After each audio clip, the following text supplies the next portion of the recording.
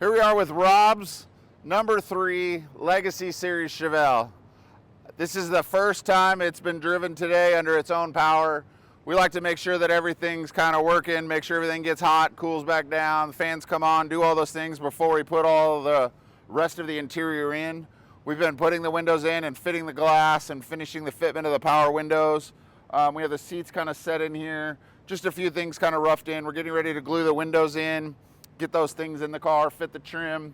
We've got the tune set for the engine with the bigger blower. It's got a pretty stage 2 camshaft in it. I wouldn't call it nasty, but man, it sounds good. So we're just kind of buttoning up all the details on the car. We should be final tuning the car probably within 2 weeks or so.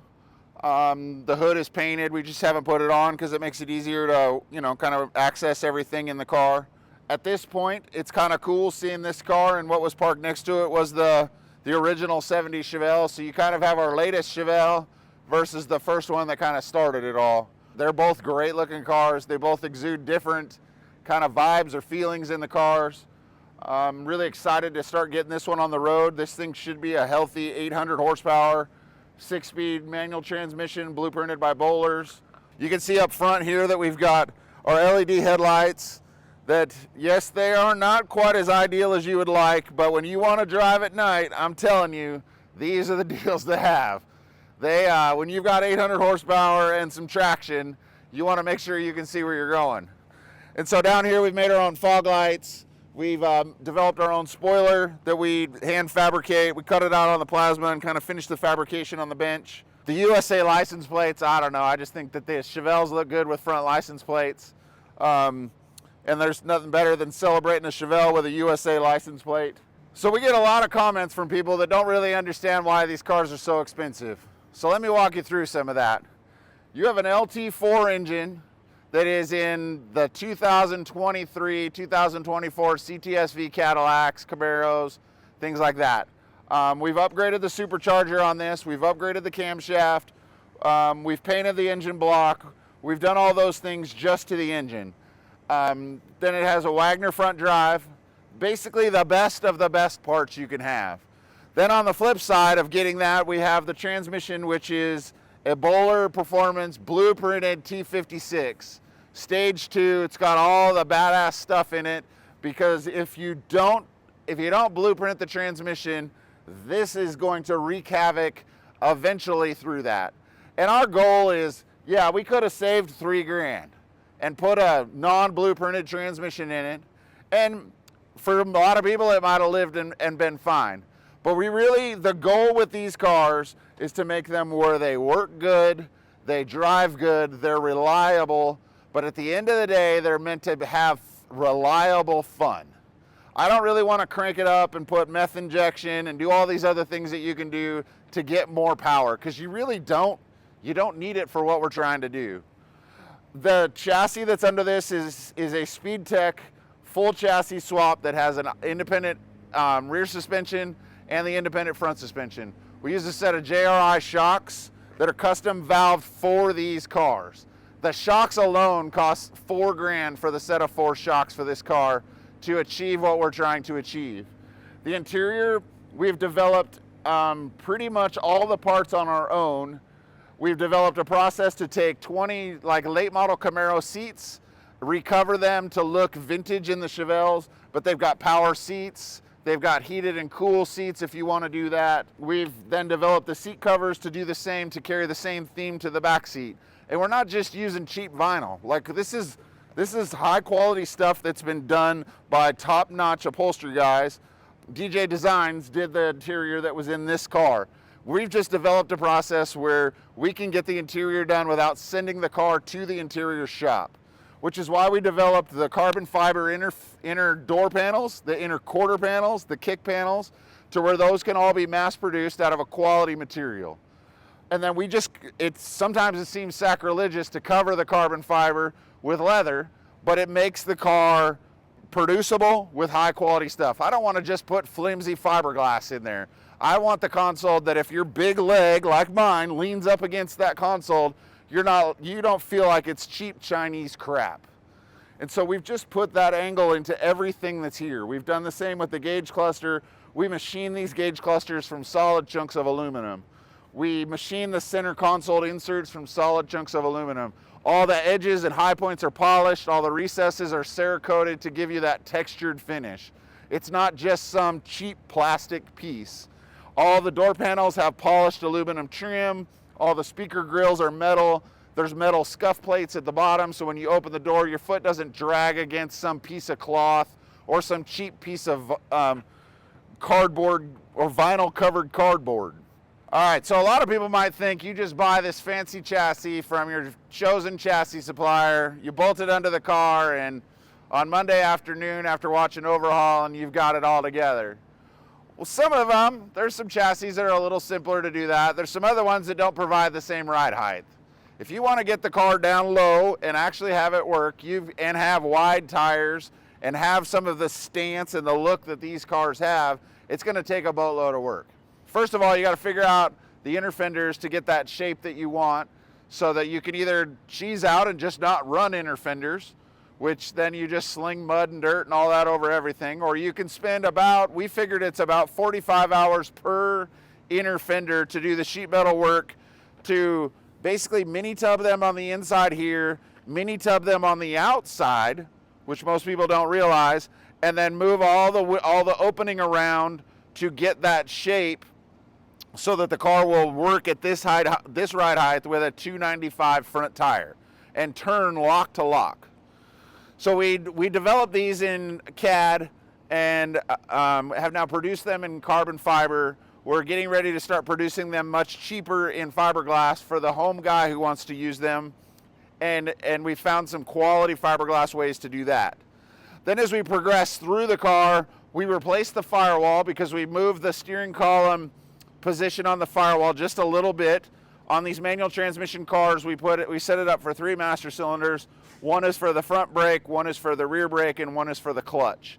And so we like the way the brakes feel on this. We feel that a manual transmission car should have manual feel to it and not just this soft, plushy feeling that a power brake car gives you. We want it where you've got to put a little bit more effort into it to make it do those things. We want it to where the car is not going to ride like your grandma's Buick. We want the car to handle and give the driver the input so that they feel confident in what the car is going to do in the different instances, under throttle, under braking, under turning, under all of those things. So we put the custom firewall in it. As you can see, there's a bead in the firewall that we stamp in there before we weld it in. As we move into the rest of the interior stuff, because the car is an IRS, the pinion angle is further up because the center section doesn't move under travel. So because it doesn't move, the transmission comes up to a little bit different angle, which puts the output shaft higher in the car than it would in a solid axle car. And so that pushes the transmission tunnel up. Then when you run either a T56 or a 10-speed, the transmission tunnel gets big. So it gets taller and it's bigger because of the better product that you're running.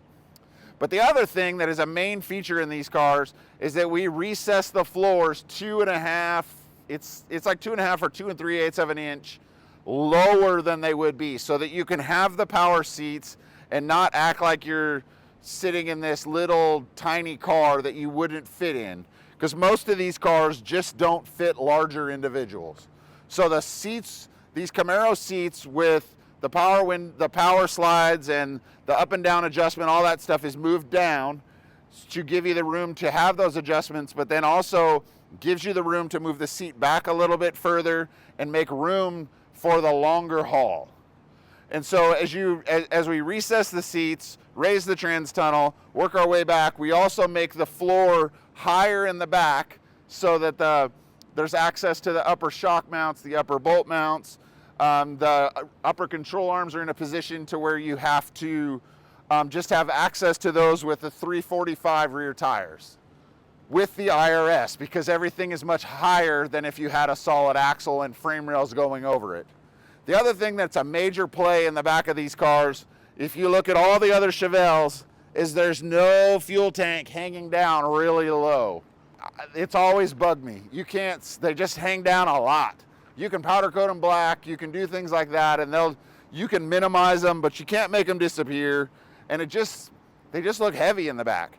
And as you can see, this car doesn't have the lower valence on the back of the car, and the exhaust tips have not been welded on to clear the valence. But you can see there's no fuel tank hanging down super low like you would see even on the OG Chevelle that we had here a few minutes ago.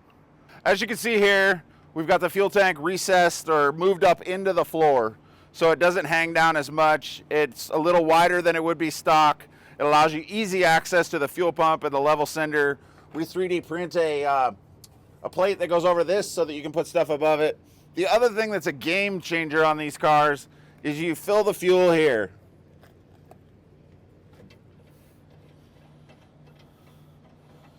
And so you can stand here and put the fuel in the tank. It's got the vent that comes up here to the top to make it fill up nicely.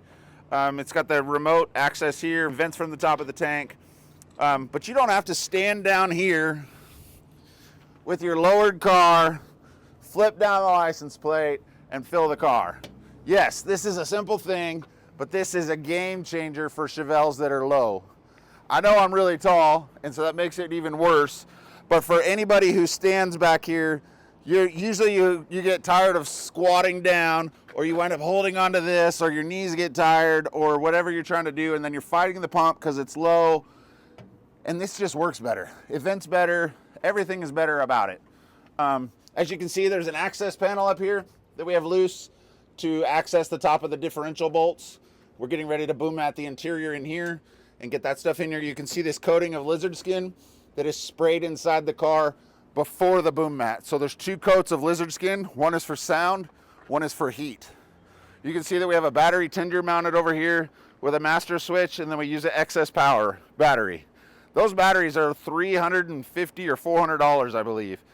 We just want to use quality parts. These are Rick's tanks that are made in Texas. It's not some factory tank with some welded in insert and things like that. This is parts that are capable.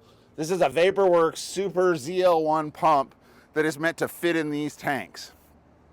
We're trying to use top quality parts from start to finish to make everything cohesive, and not just have something that when you get done with a car like this, you're like, I just kind of wish I would have spent a couple bucks more and done a few little things here or there to make it what I wish it would have been. These cars are not intended for everyone. These cars are intended for someone who's probably had another car that they thought it was cool, but they really like the idea of just having something a little better. Some of the other details that come into these cars is they run a 19 by 10.5 one-off Forgeline wheels. They run 295 Michelin front tires. They run a 345/20 rear tire. We get the wheels from Forgeline because these are based on their FL500 wheels. We changed the wheel openings to be a little bit more proportionate for what we wanted. And we Cerakote the centers to get the finish on the wheels that we wanted to get this look. In that process, it's just more labor intensive. You're buying a set of $7,500 wheels, you're coating them yourselves. It costs about $1,800 just to coat the centers of the wheels to achieve this finish. The cars also have rain gear wiper systems, which is an integrated, fully updated wiper system that gives you quality parts. It's not based on a vacuum motor. It's not based on any of those things. It doesn't hang on the firewall. Everything is inside here with oilite bushings and quality parts to make it work together so that if you're caught in the rain, you don't find out that your stuff sucks. As you look in here, you will see that there is an exorbitant amount of wiring. This is a Dakota Digital module. This is a Dakota Digital module. This is a Dakota Digital module. This is a race pack connector here that connects to the race pack unit that's underneath. As you can see, these are the power window relays on each side for up and down because you have to reverse everything. As you see, there's massive power cables that come into the distribution blocks. We've designed all this in CAD to have these tabs and brackets integrate to this bar that we make. And this bar goes in the car to hold these pieces. And you can see this thing is solid. So it's got all these tabs and brackets. Underneath here is the ECU for the LT4. as you go through these different parts and pieces, we've laid this out so that it's accessible. So if there is an issue, it's easy to deal with. Everything is up high, you know, everything is put together to have access to it. You can undo one screw and pull out the dash pad and access anything in here. You can see that everything is labeled. You can see that all the different parts and pieces that go in here, there's courtesy lights. There's, I mean, just ton of stuff that sets in here. Some of these cables are for different forms of the tuning, for the integration, for just different parts and pieces of the different parts in the car. For the dash with the heads-up display unit, with the Gen 5 vintage air unit, there's just all these controllers. As you look right here, you'll see that there's these billet cowl vent panels. We wanted to get rid of some of the road noise, and so we developed these panels that go into the cowl. We've powder coated these black to just kind of make them disappear, so that you just keep the vent here and you get rid of a little bit of the road noise that comes through this and down to your feet, and try to make something that you could put into a stock car. You might have to tweak it a little bit, as each car is a slightly different, but they have plates that go on underneath, and then you just suck them together and it sandwiches the panels in here. These are currently available on our website for less than $1,000 for the three billet parts and the 3 steel parts. As you can see up here, we make this panel up here that holds the badge number. There's a Chevelle badge that will get installed here when it comes back from Cerakote. And this will give us the part that holds the CNR radiator in the car, and just kind of dresses this up a little bit more to give a little bit more owner identification of what's going on. So we've sold 4 of the first 5 cars. Our intention with the parts is just to make sure that they are going to work great on all the first 5 cars that we're doing, to do the research and development of just any design tweaks or anything like that that gets changed. The reason why we're apprehensive to sell something like this is that you're then committed to buying a CNR radiator, because they have tabs that bolt onto these. But if you stay tuned on our website, you'll see things as more and more parts come to availability. The inner fenders, the way we currently make them out of carbon fiber, it's made of pre-preg carbon fiber. They're just tremendously expensive. They're going to be $6,000. We're working on cheaper ways to make them out of fiberglass or lesser carbon fiber that just doesn't need to be as intricate as these crazy pieces. And so we've just been developing those for different cars and parts. If there's stuff that you see that we have that you're interested in, just let me know. We've been developing these recesses for the fog lights. The spoiler, I think I'm going to work on trying to mass produce that out of fiberglass or carbon fiber to make that a bolt-on piece, so that it's the weak link if you were to rub a parking curb. You can stay tuned for a lot of the other small parts and pieces as we try to bring this stuff to more of a mass production piece and not just the one-off stuff that we've been doing for a long time. Thank you for your time and bearing with us on this video today. I hope you find it as informative as we're trying to present to you. If you have any questions about the parts availability for the parts that we're developing for Chevelles in general, or for the Legacy Series Chevelles, feel free to message us on Instagram. You can email me. Thank you for following along, and have a good day.